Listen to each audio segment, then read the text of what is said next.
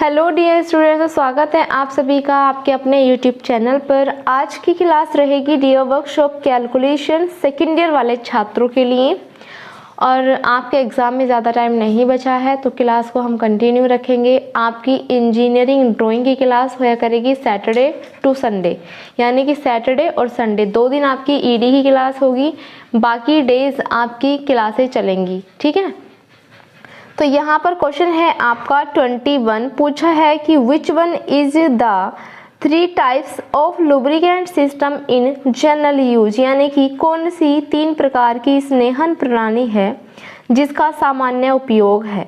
ठीक है, ये आपसे पूछा है।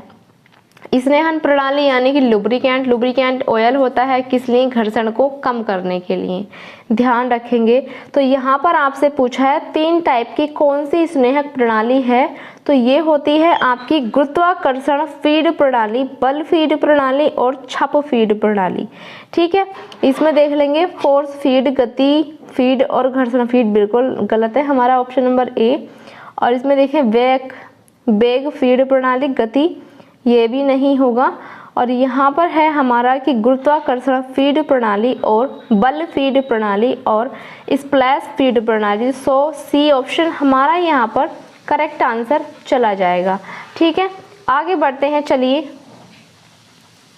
क्वेश्चन आता है हमारे पास कि which is wasteful friction, which is wasteful friction, कौन सा घर्षण बेकार है या कौन सा बेकार घर्षण है। तो ये होता है आपका जो आपका होता है रेक्सल एक्सल गियर, ये हमारा बिल्कुल वेस्ट फ्रिक्शन होता है। सो ऑप्शन नंबर ए हमारा यहाँ पर करेक्ट आंसर चला जाएगा। ठीक है, चलिए आगे बढ़ते हैं। नेक्स्ट क्वेश्चन आपका आता है 23, पूछा है कि how coefficient of friction is expressed, यानी कि घर्षण के गुणांक को कैसे व्यक्त किया जाता है। घर्षण के गुणांक को कैसे व्यक्त किया जाता है, इसे अगर मैं बात करूं दर्शाने की तो ये हम म्यू से इसको दर्शाते हैं।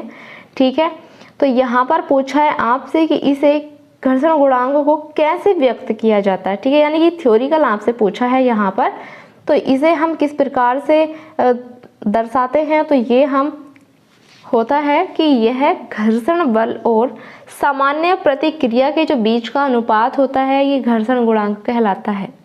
क्या बोले कि घर्षण बल और सामान्य प्रतिक्रिया के बीच का अनुपात क्या कहलाता है? घर्षण गुणांक कहलाता है।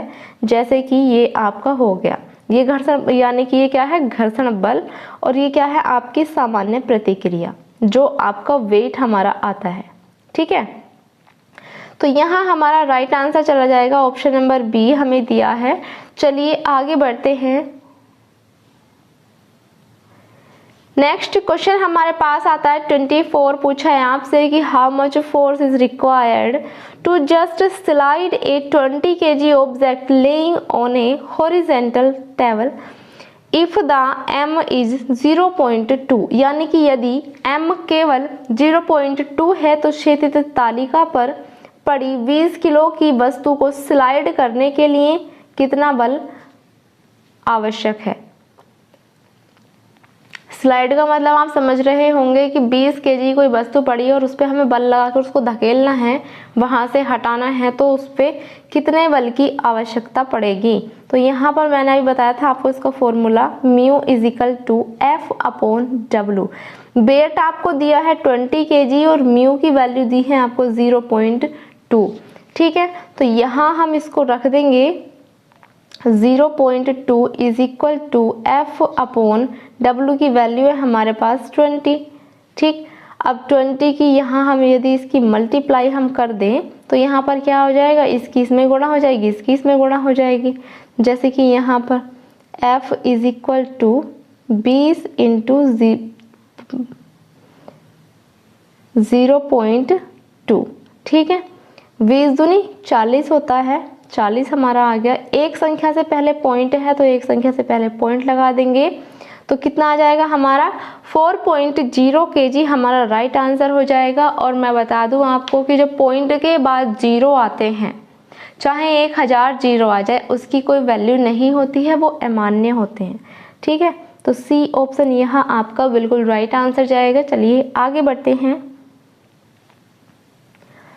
नेक्स्ट क्वेश्चन हमारे पास आता है कि what is the coefficient of friction if the angle of friction is Q, यानी कि यदि घर्षण का कोण थीटा है तो घर्षण गुणांक क्या होता है।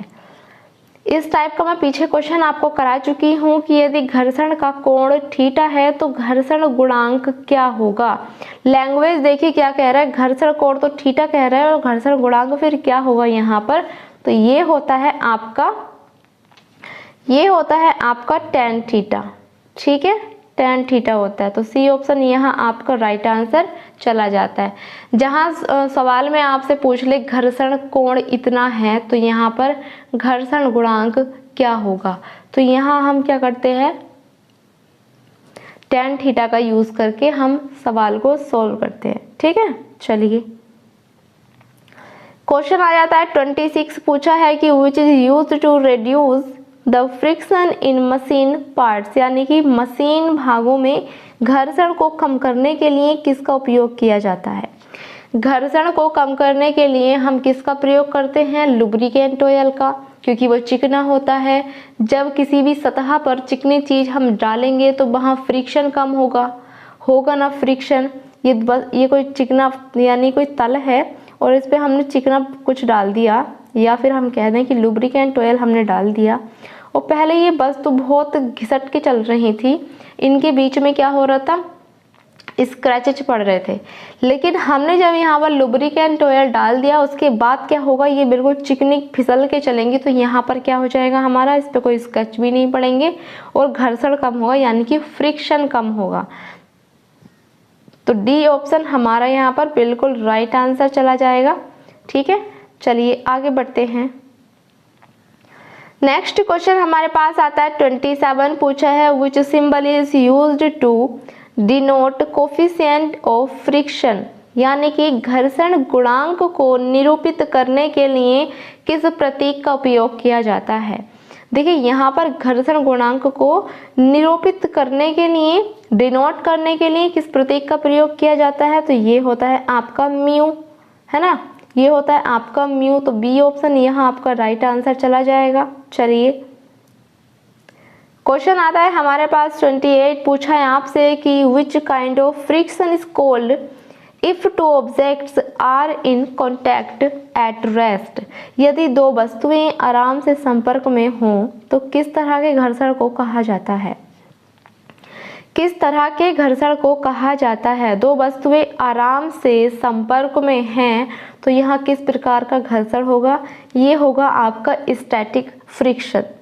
ठीक है, स्टैटिक फ्रिक्शन यानी कि स्थैतिक घर्षण, यहाँ आपका राइट आंसर जाएगा। चलिए नेक्स्ट क्वेश्चन आपका आता है कि what is the formula of find the force if the object is just move up the plane, यानी कि बल ज्ञात करने का सूत्र क्या है यदि वस्तु समतल से ऊपर जा रही है। ये क्या है, आपका समतल है और यहाँ वस्तु समतल के ऊपर जा रही है, तो यहाँ बल ज्ञात करने के लिए हम किस फॉर्मूले का यूज़ करेंगे, ये आपसे पूछा है। तो हम यूज़ करेंगे यहाँ पर W, ठीक है, इसमें ब्रैकेट लगाना बहुत ज़रूरी होता है, W sine theta plus phi over, यानी कि जो ऊपर जा रही है वस्तु, और साइन फाई। ठीक है, तो यहाँ पर हमें इस प्रकार से जो ऑप्शन में दिया है, यहाँ sine theta cos over cos phi ये गलत है, sine theta over cos phi ये भी गलत है, साइन थीटा और over sine theta. C option हमारा यहाँ पर राइट आंसर जाएगा, ध्यान रखेंगे। ठीक है, चलिए नेक्स्ट क्वेश्चन हमारे पास आता है 30 नंबर, पूछा है which lubrication system is provided with a ring oiler to splash lube oil, यानी कि लुब्रिकेंट ऑयल यहाँ पर आपको दिया है, थोड़ा शॉर्ट में आपको दे दिया है, कॉन्टिन्यूसली अराउंड द पार्ट्स, यानी कि पार्ट्स के जो पुर्जे हैं उनके आसपास लगातार चिकनाई तेल छिड़कने के लिए रिंग ऑयलर के साथ कौन सी स्नेहन प्रणाली प्रदान की जाती है।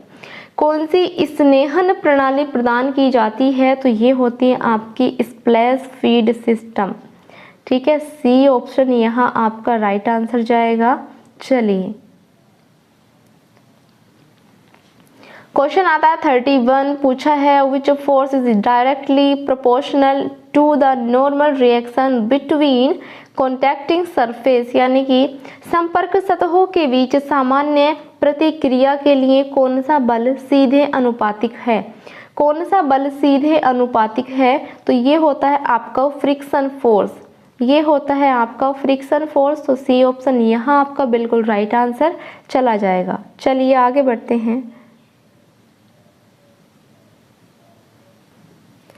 क्वेश्चन है आपका 32, पूछा है कि what is the name of the lubrication system, किस प्रकार की स्नेहन प्रणाली का ये है, तो ये होता है आपको, बताइए। देखो ये इसमें क्या है, ऑयल भरा हुआ है ना, ये इसमें ऑयल भरा हुआ है और यहाँ से एक पाइप सा लगा हुआ है, इसके थ्रू यहाँ पर नीचे ऑयल जाता रहेगा, है ना। तो ये किस प्रकार का स्नेहन प्रणाली है, तो ये है आपका वीक फीड, यानी कि बाती फीड। ठीक है, थोड़ा यदि आप इसको ध्यान से देखेंगे तो बाती की तरह लगेगा। जैसे आपने देखी होंगे घरों में पहले डिबिया होती थी, है ना, तो उसमें क्या करते थे, उसके ढक्कन में छेद करके उसमें कपड़े की बाती अमेट के उसमें डाल देते थे और वो क्या करते, जब हम उसको जलाते थे तो डिबिया से नीचे से वो तेल लेती रहती थी, बाती के जरिए तेल ऊपर चढ़ता रहता था और वहाँ डिबिया जलती रहती थी, है ना। तो ये इस प्रकार से यहाँ पर है। चलिए क्वेश्चन है आपका कि what is the name of the lubrication system, स्नेहन के लिए प्रयुक्त उपकरण का नाम क्या है। स्नेहन के लिए प्रयुक्त उपकरण का नाम क्या है, तो ये होता है आपका T handle pressure gun.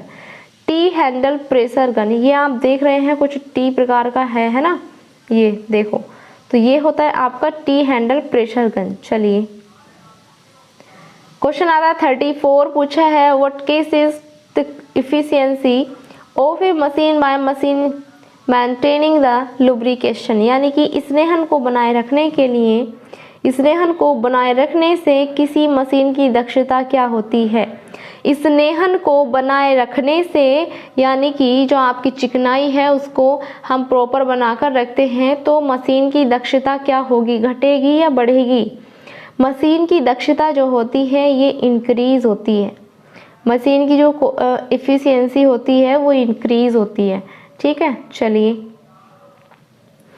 Question आता है 35, पूछा है which principle of lubrication can be employed, स्नेहन के लिए किस सिद्धांत को नियोजित किया जा सकता है। स्नेहन के लिए किस सिद्धांत को नियोजित किया जा सकता है, तो ये होता है आपका ग्रेविटी फीड सिस्टम।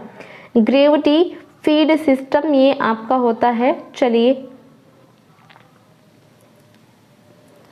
क्वेश्चन आता है आपका कि which lubrication system employs oil holes in the machine, किस स्नेहन प्रणाली में तेल छिद्रों का उपयोग किया जाता है, वो कौन सी मशीनें होती हैं। ये क्या है, आपके तेल छिद्र हैं और यहाँ बाती फीड सिस्टम आपका चलेगा। तो ये किस प्रकार की मशीन है, तो यहाँ आपसे पूछा है, तो ये होता है आपका गुरुत्वाकर्षण फीड प्रणाली, यानी कि ग्रेविटी फीड सिस्टम, यहाँ आपका राइट आंसर चला जाएगा। आगे बढ़ते हैं। क्वेश्चन आता है डियर की what is the purpose of a, यानी कि what is the purpose of a lubricant, स्नेहक का उद्देश्य क्या है। स्नेहक का उद्देश्य क्या होता है, घर्षण को कम करना, ठीक है, फ्रिक्शन को रिड्यूस करना। सो ऑप्शन नंबर सी हमारा यहाँ राइट आंसर चला जाएगा। आगे बढ़ते हैं। क्वेश्चन आता है आपका 38 जिसमें पूछा है कि which of the angle is called angle of friction, कौन से कोण को घर्षण कोण कहा जाता है। यहाँ पूछा है कौन से कोण को घर्षण कोण कहा जाता है, तो किसे कहेंगे, यहाँ पर जो आप देख रहे हैं ROS, ठीक है, यानी कि ये आप जो देख रहे हैं ये होता है हमारा घर्षण कोण। तो बी ऑप्शन यहाँ आपका राइट आंसर चला जाएगा। आगे बढ़ते हैं। क्वेश्चन है आपका 39, पूछा है What is the weight of an object could be moved by a force of 30 kg if coefficient of friction is 0.0125? यदि घर्षण गुणांक 0.0125 है तो किसी वस्तु का वजन 30 किलोग्राम के बल से कैसे ले जाया जा सकता है? 30 किलोग्राम के बल से कैसे ले जाया जा सकता है? तो यहाँ हमें क्या दिया है, बल की वैल्यू हमें दी है, तो यहाँ पर क्या हो जाएगा, mu is equal to F upon W. F upon W तो हम इसे किस तरह से लिख सकते हैं, W is equal to F upon mu, है ना। एफ की वैल्यू कितनी है 30, म्यू की वैल्यू कितनी है, म्यू की वैल्यू म्यू की वैल्यू कितनी है हमारी 0.0125। अब देखो हम यदि यहाँ से ये पॉइंट हटाते हैं तो यहाँ पर हमारे पास 4 जीरो ऊपर जाएंगे ना ऊपर, ठीक है। तो अब यहाँ हम इसको डिवाइड कर लेते हैं, 5 का 30, 5 दूनी 10 और 5 पंजे 25 और 25 चौका 100। तो यहाँ कितना आ जाएगा 400, क्योंकि 2500 का 100 इतना तो हमारा कट गया, बचा 2 जीरो हमारे 4 के आगे आ जाएंगे ऐसे। देखो 6 चौका कितना होता है 24 होता है, 2 जीरो हमारे ऐसे ही आ जाएंगे, 2400 kg यहाँ हमारा राइट आंसर आ जाएगा, डी ऑप्शन हमारा बिल्कुल करेक्ट यहाँ जाएगा। चलिए क्वेश्चन है आपका कि which is depends on the friction force, जो घर्षण बल पर निर्भर करता है उसे क्या कहते हैं? जो घर्षण बल पर निर्भर करता है वो होता है आपका धातु का प्रकार, यानी कि type of metals. A option यहाँ आपका राइट आंसर चला जाएगा। चलिए आज की क्लास बस यहीं तक, मिलते हैं आपको नेक्स्ट क्लास में।